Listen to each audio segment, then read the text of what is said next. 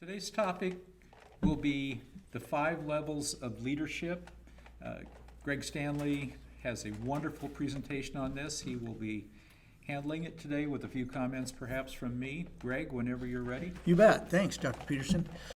We are big advocates of leadership development. And so, especially since associates come into practice, it's like having several practices. And so a lot of times the doctor that once managed and led the practice is chairside, and we need somebody else to lead the fight. So let's talk about this. This is a topic that's thrown around in business all the time, and some of the things that they see, some of the ways that business looks at leadership is worthy to be considered in dentistry.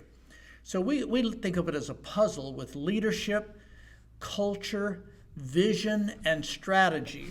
Now, those are topics for another time. Today, we're going to be talking about leadership. And we say there's 5 levels of leadership. Now, as you hear this, you're thinking, wow, that sounds pretty elusive. How will I ever know? Well, I can tell you with the first few, you'll have no doubt where you're at. We'll refer to the works of Peter Drucker, who said that management concepts developed around post-depression labor markets. Let's stop and look at that. What he's saying is that after the Depression in America, people were so thankful to have a job.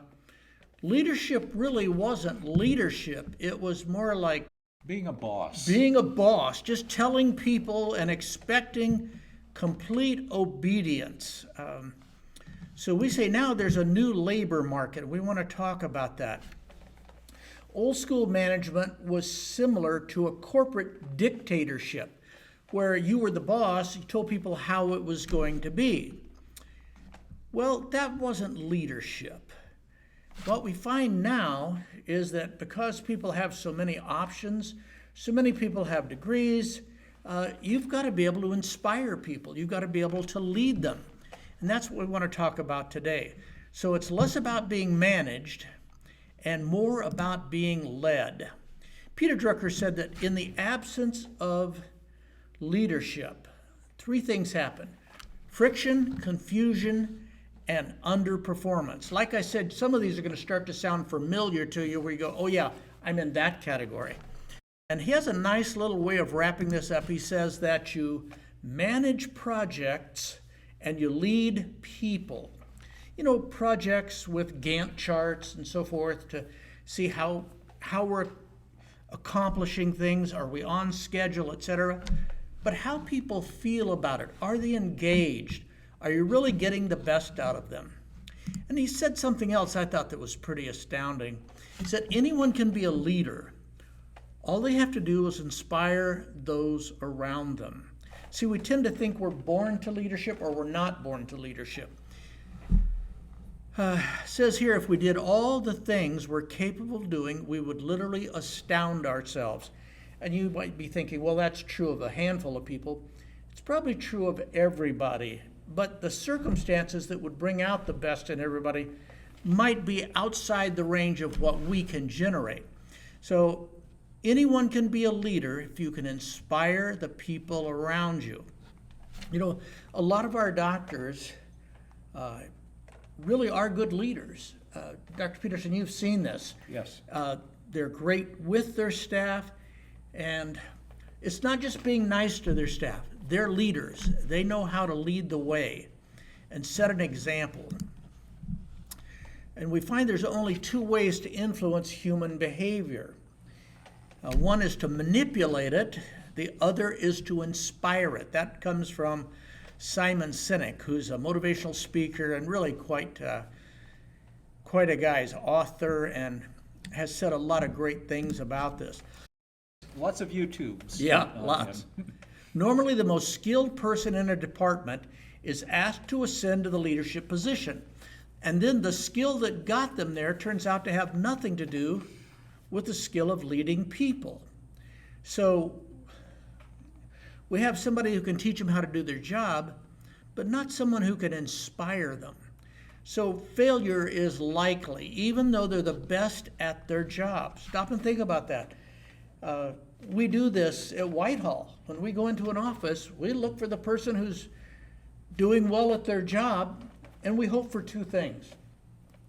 We hope that they'll become good trainers, and some do, some don't. And we hope that they'll become real leaders, is another way of saying inspirers of staff. And I would say that's more elusive, harder to generate.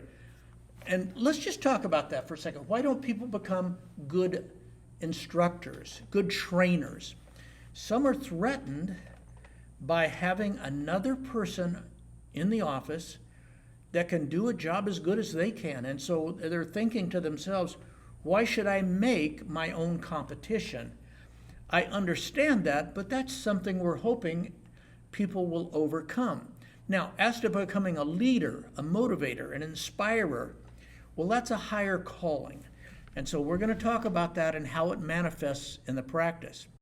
Effective leadership's not about making speeches, because you're thinking this is about you becoming a motivational speaker. Not really. There are certain behaviors that will inspire your team. The way you'll be evaluated as a leader in your office ultimately is by results, but as you're going to see, there's a bit more to it.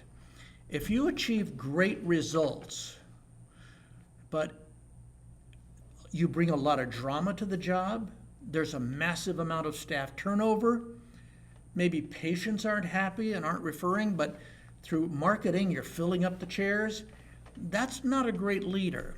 So what we learned was there was 5 levels. So we want to go through them and have you find yourself and then move up, if possible, to the next level.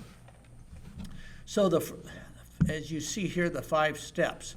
The first step is chaos. Now, you don't have to go through this, but you might be there. Chaos is what we honestly find in a lot of our offices when we as consultants get involved. A lot of times there's one outstanding staff person who responds to what we say or what the doctor says, and the rest are just kind of punching the clock, looking at their phone, wasting time, and have to be driven or herded, and it's really not about leadership. In the chaos level, staff are not engaged, and patients drift away from the office as you become unprofitable, seeking more patients to fill their spot through costly marketing. It's more than just something you want to pull your hair out for. It's also not profitable to live in chaos. Know of doctors that have worked toward this, worked to overcome this in strange ways. Now, one way would be to follow our thing and, move up the steps. But I'm thinking of a doctor I knew in Florida. He had one great staff person out of 12. And what he found himself doing was gravitating toward ever bigger treatment cases. So him and this one person could pay all the bills, make it happen through their big production from a handful of people, because people were just leaving in droves, because they were underserved. So now, unmotivated staff, ineffective staff, they waste their production opportunities through incompetence or lack of relationship building. They just kind of sit there and they don't really engage. They let people come and go, and once in a while they'll find somebody that they're interested in talking to and engaging with because maybe they share some common interest. But as far as being able to be moldable, flexible, versatile, not so much. Another aspect of chaos or negative aspect, is that the doctor does not enjoy celebrity status, meaning the staff don't even treat him like a doctor. They treat him like a doofus. They know that he's going to do something wrong, and so they talk about him behind his back and make fun of him, and he kind of becomes a joke in his own office. And here he is, or she, writing these people's paycheck only to be made fun of and not treated with respect and dignity. in this kind of office, you probably will not enjoy working there. You won't want to be a patient because, like I said, the doctor will forcibly grab whatever production goes by because the staff aren't going to help you do it, like the doctor I mentioned in Florida. There's a lot of backstabbing, infighting. You know, staff sometimes will find it interesting and meaningful to bully other staff. We see this on the internet, and people talk about it like it's a terrible thing, and I get this. They're getting something out of it. That could come to your own office if you don't have somebody enforcing the culture and watching out for you. One of the aspects of chaos that I never liked was producers rule. Let me explain what that means. This means that the one person who can collect money on big cases, maybe the associate doctor out of 3 associates that can produce well, they are allowed to break all the rules. Producers rule. It's a phenomenon we see in the sales world. If you've ever been in a sales organization, sales are so hard to achieve. Whoever gets them, we let them run the place.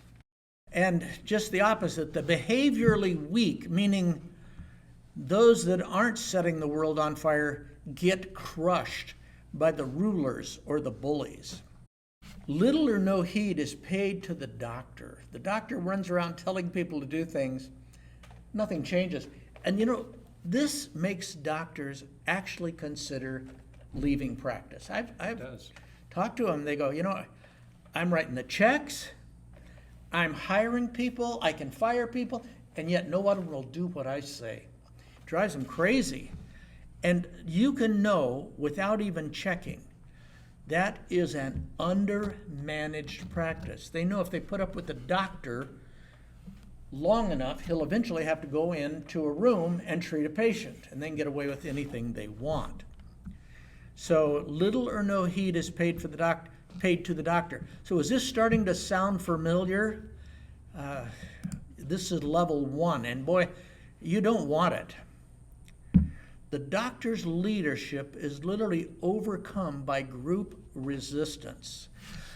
Like I said, you're writing the checks, you're signing their paycheck, but if they get together, you get outweighed. In fact, I've seen this with doctors who will get the staff together in a meeting in the morning. This is their huddle. And it should be about handling specific cases and what's going to happen today and so. Instead, he'll introduce some big change that's coming to the office or the culture. And he'll get shut out. They'll just go, oh, we ain't doing that. And you never know who seems to be saying that. It's coming from everywhere at once.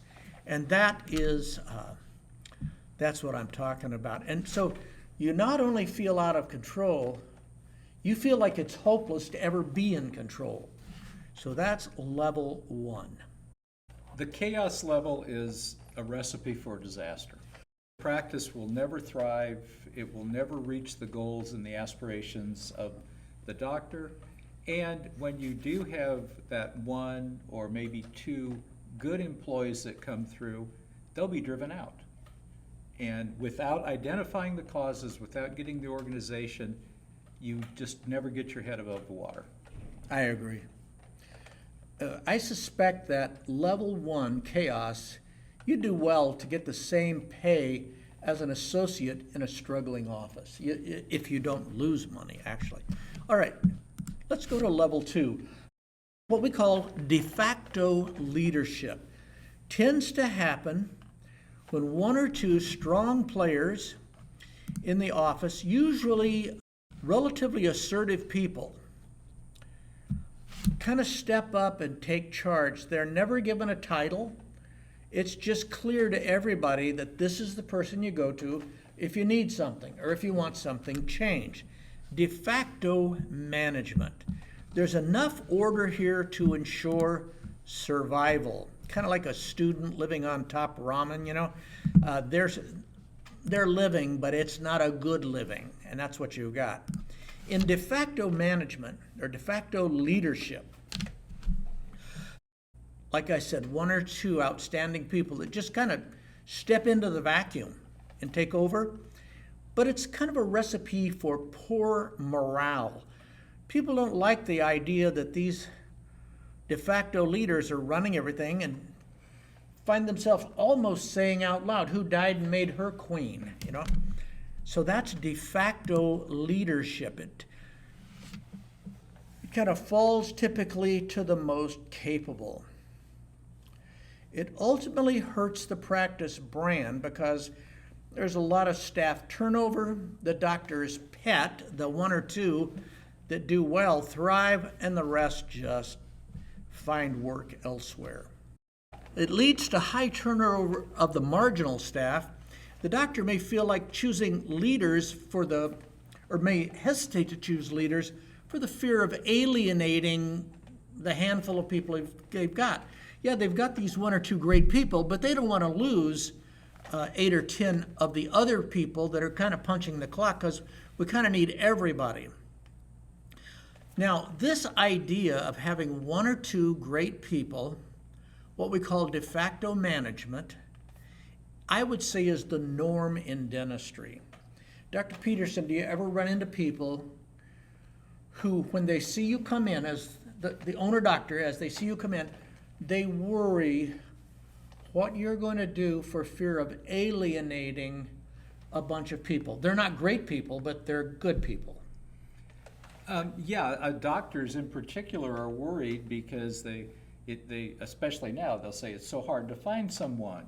I want to give them a chance. Let's see if we can't get them to improve. And then a year and a half or 2 years later, they're no better. But there's a fear of, they're comfortable with what's known and a fear of the unknown. They think who they bring in may be worse. Some of them actually have evidence of that. They've hired before, and actually it did turn out really bad. So I'm going to say, and I believe this is normal. Level 2 is normal. You can get through, your 41 years in dentistry. It will feel like 70 or 80 years, but you can survive it and accomplish it, so to speak. But that's de facto management. Now, next, the practice eventually experiences growth blockages due to a shortage of highly capable staff. Now, you got to be careful here, because the stars, those one or two outstanding people, really don't want competition. So left to themselves, as people leave, they'll say, oh, we can do it. We can do it. And I can tell you that unless you start doing bigger cases on fewer people, you're just going to go down the tube. So much is said about change, but little is actually achieved due to management overload. There's just not enough supervision. The doctor is drawn into nearly every practice problem. Like I said, there's a handful of good people, one or two, and the ones that can survive the toxic environment that's left. And it's not a pretty picture. It's profitable, but these are the doctors that I find them at 50 years of age talk to me about how long they have to be in practice, and they're looking at their watch. How long do I have to stay here? Finally, as growth seems elusive, the doctors may desperately turn to marketing. In other words, because everything's a mess here, I haven't blamed the patients yet. So I'm going to blame the patients. I'm going to get more patients. I'm going to get better patients. And so through marketing, now you have a weak team and you're feeding reluctant buyers into the grinder. And it's just not a good picture. So de facto management is not just a formula for success, but incredible frustration for everybody but the one or two outstanding people. I had an office. It was an orthodontic office. They had an outstanding leader. She was de facto. She was not called a leader. And there was two doctors, partners, and I was there to get a leader in place so we could start all this training, start all this growth. And it was interesting. she came up with a list of demands. I want him to apologize for this, apologize for that. And man, she was carrying some baggage from her life as a de facto leader. And so don't let this go on. Come out of the dark on this one. So, and this is a case where a doctor might try to hire a highly paid veteran leader to step in and run everything. And so often she's rejected by the team. It's just like a bad heart transplant or organ transplant. And so that's de facto management, not what you want, probably what you got.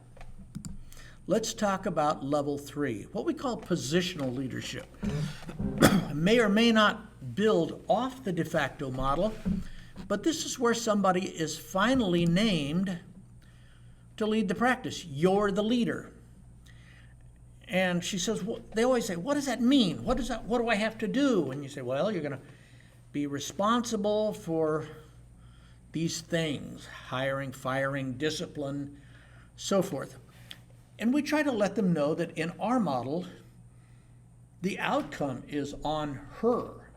If the practice grows, we thank her. If the practice shrinks or retracts, it's on her. Now, to do this, there's really just a couple of things you need to keep in mind. First of all, she's got to want the job. She has to want the job. We'll talk about this more. You can't make somebody take the job, especially like the lady I told you about that had a big list of apologies she wanted and so forth.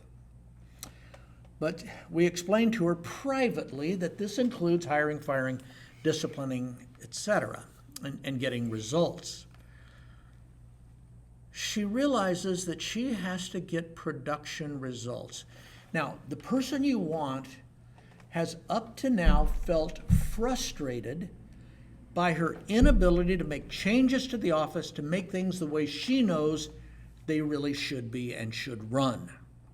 So she sees leadership as her chance to be less frustrated and make the office run smoothly. Here's a trap you can fall into. She runs to your office and says, so-and-so did this, so-and-so did that. What should I do? Well, she's holding out a noose for you to stick your neck into. Because when you say, well, let this person go, or overlook this, or overlook that, later at the end of the quarter, when you evaluate her productive results, you find yourself having this fed back to you. She says, well, if you wouldn't have told me to keep her, and it might be your sister-in-law, I don't know. If you wouldn't have told me to keep her, I would have hit my goal. So there you go. And you realize you just got checkmated. So avoid that one. Now, it doesn't mean you can't express your opinion. They say, what do you think I should do? Well, I would start with, what do you think you should do?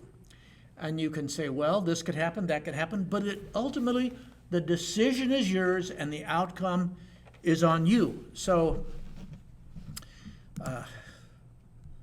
don't let her off the hook, is what I'm saying. Now, some leaders have trouble with the idea of ruffling feathers. They know that when you go into an office, or you go to the top of an office and are referred to now as the leader,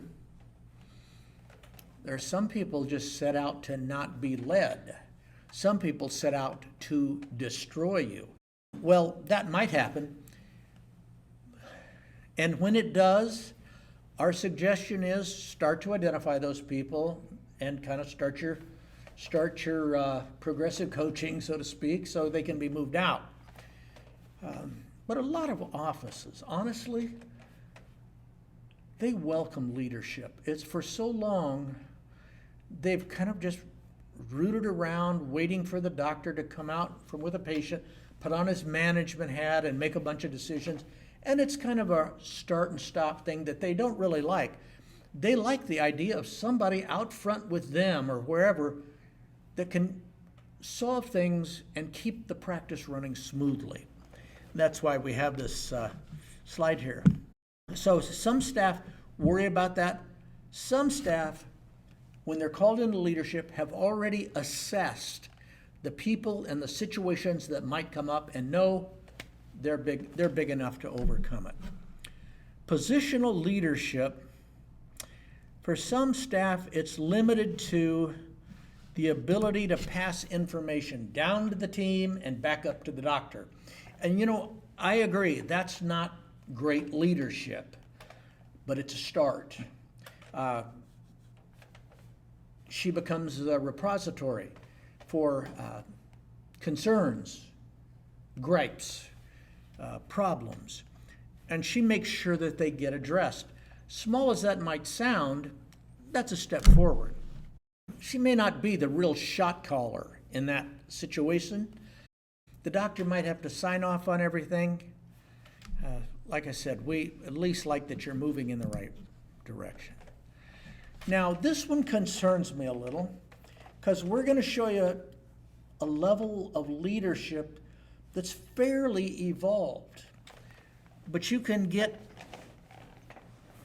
sidetracked with certain concerns or baggage from your past. One is we run into leaders trying to lead, and they are not allowed to know the numbers of the office. They don't know the production, they don't know the profit.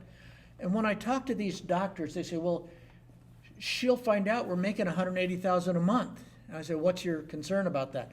She'll think it's all profit.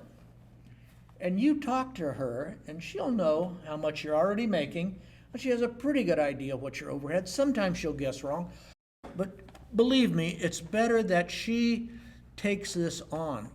All of our great leaders eventually take on not only growth, but they take on profit outcomes. Another thing is to see certain members of the team as off limits, like the hygienist or the hygiene team. When you want somebody to be a leader, she says, well, okay, I mean, when I tell people what to do, yeah, but with hygienist, it's almost a negotiation. You got to listen to their concerns and tell them how the office should run and what you want from them. Now, like I said, it's a negotiation. You try to get your culture accepted and inculcated into hygiene. And over time, and it's a fairly short time, 3 to 6 months, hygienists that aren't going to embrace our culture, they have to be replaced because they are so often where new patients go to die. Patients just disappear out of hygiene. They came in hygiene and they're in there being told something that's not consumerized, it's not in the patient's best interest. They're insensitive sometimes. Some of you who are going to assume leadership roles are fortunate in that hygienists have already been indoctrinated. Some leaders are too awed by associate doctors.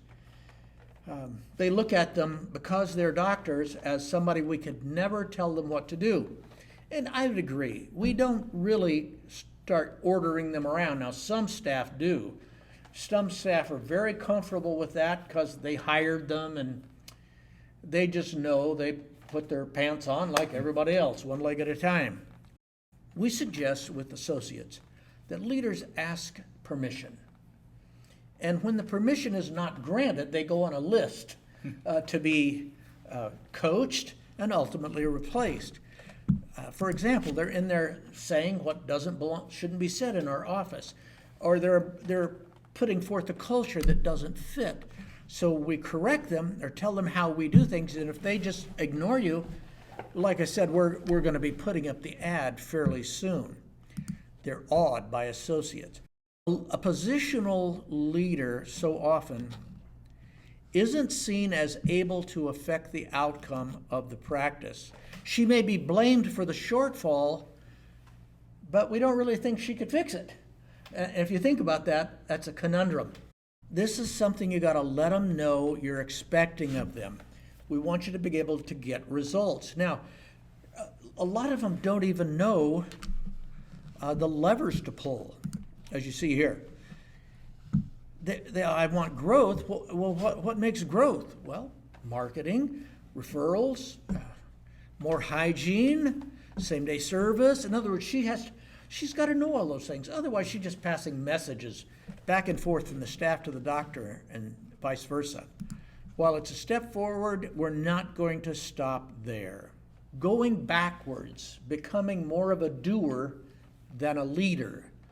Maybe she was a rising star in productivity, and we pulled her out to be a leader, and she realizes that involves confronting people in a way she's not comfortable.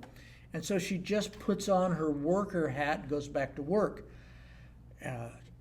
You can see this happen in some offices, and it's a failure. It's a failure on our part as consultants to let it happen, on her part as a leader to just simply retreat. So she's far from being a true leader, but it's a start. We've named somebody. That term has been put out there. Not just the term leader, but the expectation that someone else can decide who works here, who doesn't, and make certain decisions on practice building efforts. Next level of leadership, what we call functional leaders, functional leadership. This is a person who's comfortable directing other staff in the office. Now notice I say directing staff. It's another word for telling them what to do, and expecting that they do it. She's aware of staff strengths and weaknesses, and to the degree she can, she'll almost do this unconsciously, if not consciously. She'll move duties to people that are more capable in certain areas, and move people to areas that fit their capabilities. This is what we call an autonomous leader. It's our first experience with this. She is calling the shots. She's broken out of her cage, and she's now the final word in a lot of things. But being the final word, that's the good news. The bad news is she also takes the blame. Hopefully at this level, she can rally staff support to reach the doctor's goals. Come on, staff, let's do this. We're this close. You'll hear her out there kind of cheering them on to hit maybe the goals for same-day service or today's goal. She's enforcing the culture, letting people know we do things this way. We don't do them the way you're doing it. We're not doing things the way you did it in your other office, even though you were there 20 years. So in other words, she's at the top, and it's top down. She's telling us how things are going to be. She's enforcing the culture.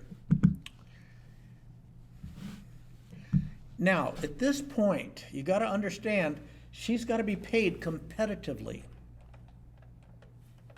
Not just her, but the whole team. If people are supporting her leadership, you should be feeling the weight of the world coming off your shoulders. She, not you, is telling people what to do. They're doing it. You're hitting goals. Now, like I said, you can just totally destroy her by keeping staff underpaid so that you wring out the last dollar of profit. But then she's spending all of her time, this new leader you've got, spending all her time hiring and retraining. So you don't want to fall into that. You've got a functional bonus going as part of being a functional leader. We have different bonuses at Whitehall. We love the what we call the fishbowl bonus, the bingo bonus, whatever you want to call it. But it's really a tool to help your functional leader reach that goal and reach it every month. You know, when a leader is reaching goals every month, associates are in the picture, you're on vacation for 2 weeks and you still reach your goal, you've got to ask yourself, isn't this it? Isn't this living the dream? I've got a practice that's paying, and I'm not being worked to death. And I might add that the bonus will fall away so easily if you let it. The first time somebody complains about the bonus or somebody says something, well, just pay us more or whatever, it doesn't work. Paying them more versus getting it through bonus, it doesn't work. Pay has to be competitive, but on top of that is bonus. And you'll get reasons, like I say, to take it away. Don't fall for it. They might even applaud when you take it away. You're falling into an age-old trap that is the end of your practice, end of your growth. You'll be stuck there, and you'll feel the weight of the world back on your shoulders. With functional leadership, you can't be guilty of showing favoritism to relatives in the practice, a favorite assistant who really knows how to read your mind, somebody who's great at collecting on big cases. You can't override this functional leader and show favoritism. You just can't do it. You'll just undercut her. Now, your leader, what she'll be tasked with doing isn't just leading. You see, if she is doing that, if she's just running around the practice, almost crazy, she's just taking the world off your shoulders, put it on her shoulders. To distribute the weight evenly among everybody, she has to create systems and spend her time enforcing the systems, tuning them up, improving on them.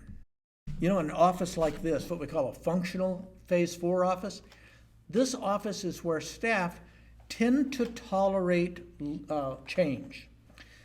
In other words, they've seen that the things that have been you've been doing up to now, the leadership, the growth, the production, the actual size of the production, it's better than any office they've probably been in.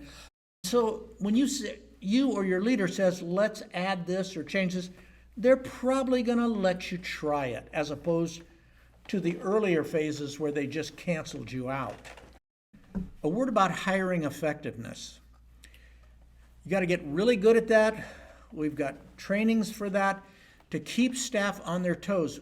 If staff know that you cannot replace them, having a great leader isn't going to be enough. They tend to challenge you, especially the dominant personalities. Another aspect of functional leadership is to be able to acknowledge outstanding performance. You don't go on and on about it, but you, the doctor, and the leader, when somebody does something great, you make sure that person gets acknowledged for it.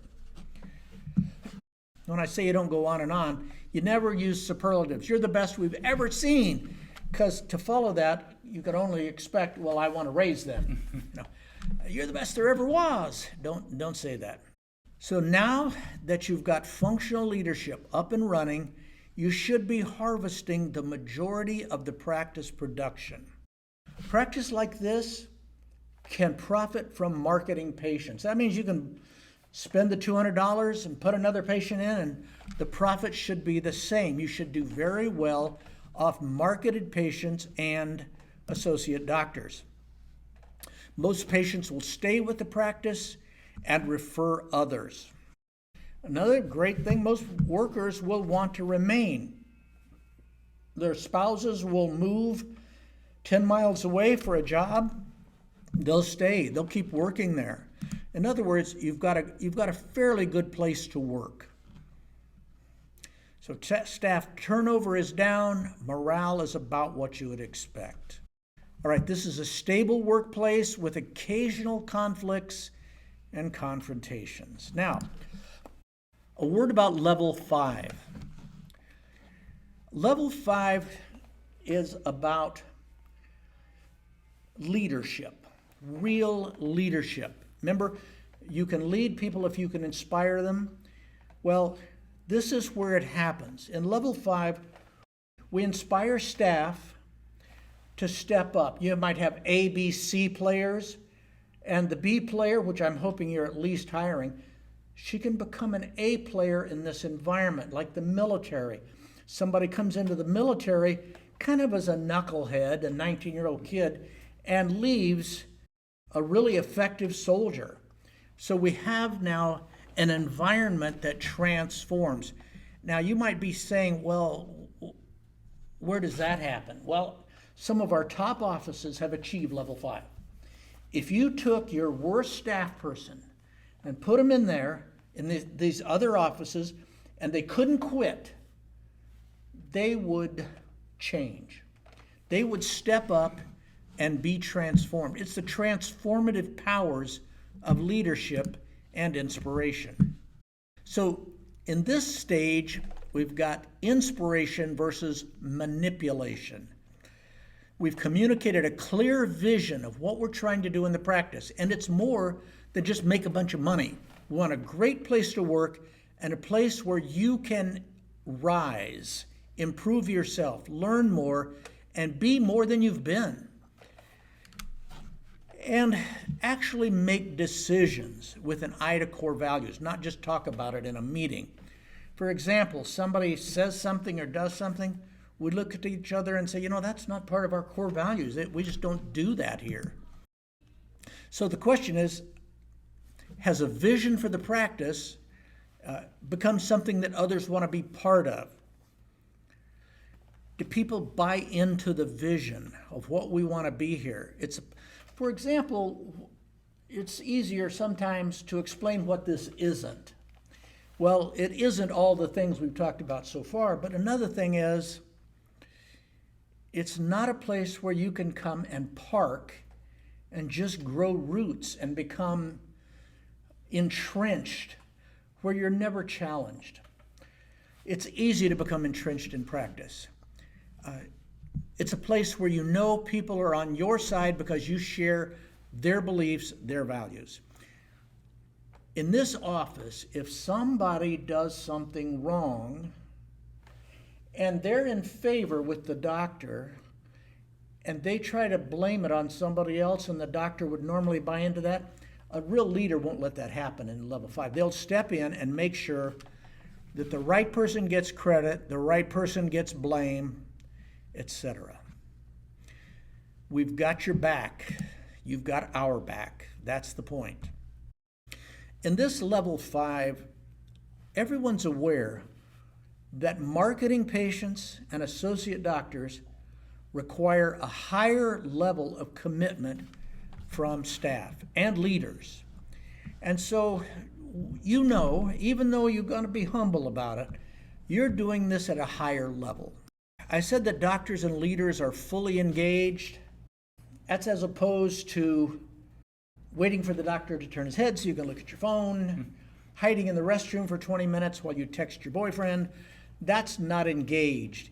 As a leader, sitting in your office on your cell phone all day or on your computer, as opposed to being out among your team, because your presence inspires them. It inspires them by them seeing that they're working. Remember, all of this must ultimately come from the top. Now, we could hire a leader, train her up, maybe we put her through Marine Corps boot camp, I don't know. But she's a leader, she's great. But if the doctor waffles, goes behind her back, undercuts her, you won't have her that long. She'll be looking for a place to take her skills. This is a practice that has access to bigger cases and knows how to develop them. For example, so many mediocre offices, when a big case comes in, people know it's there. This person has come in looking for something and they can describe what they want, but at the end of the bumbled encounter, the patient says, well, thank you. I'm going to talk to a few more practices, I'll get back to you. And of course they don't. In other words, this office is tuned up for all levels of patients. I saw offices like this. Had to actually change gears in 2009 and go from big cases to small cases. One doctor is working out of 6 offices doing small cases because that's all that was out there in the midst of the economic crunch. When the big cases came back, they were back on board and getting it done. This is an office that fixes problems with systems, as opposed to just winging it.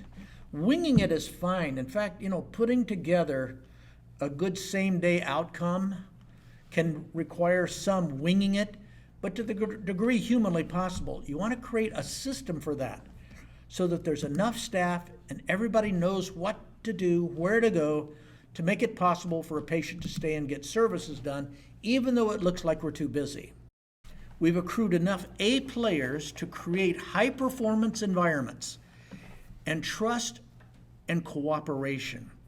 You know, so often in offices, staff will say, the people in the back, they're messed up. I don't trust a patient to do this. I don't trust them to do that. They'll cut my throat. They'll stab me in the back. We got to have trust and cooperation. This is level 5. Right? This is one of the forces that really moves people up. The ability to take B players and make them into A players.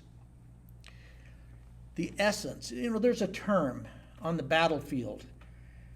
It's called force multipliers. For example, when the machine gun came to the battlefield, that was a force multiplier. And same for airplanes, etc.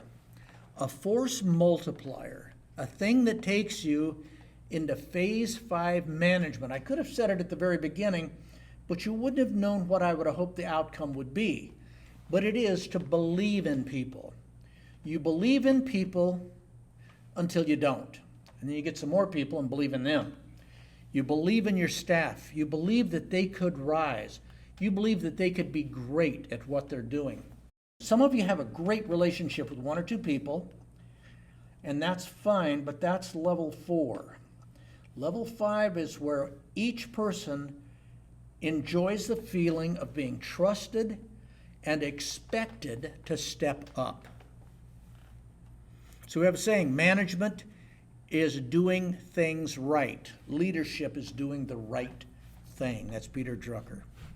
So, Dr. Peterson, that's kind of what I have to say about that. We have a handful of offices like that. We love working with them, and we love working with the rest of them that are headed there. Well, this is very inspiring. This is a wonderful presentation, and I was thinking as you were talking about staff being motivated. An office I visited recently, in the second day, having a training session with them, discussing these sorts of things and what leaders do and how it works. One of the younger staff people came up to me that was working front desk, and she said, I didn't realize there were more opportunities in a dental office to move up and actually be in management, be a leader. I thought you were either an assistant, someone who answered the phone, or a hygienist. And those were how you could move. She said it was very enlightening for her to see it's like a real business. There are people that manage, that organize, and that make it run smoothly, and she liked that. You know, I was just talking with another consultant here at Whitehall, and you know about this. So many of our people now are opening more offices. Mm-hmm. And it's because they have the leadership roster to do that. Yes, I have several doing that right now. Yeah. Greg, thank you so much. You're welcome. We'll meet again next time. You got it.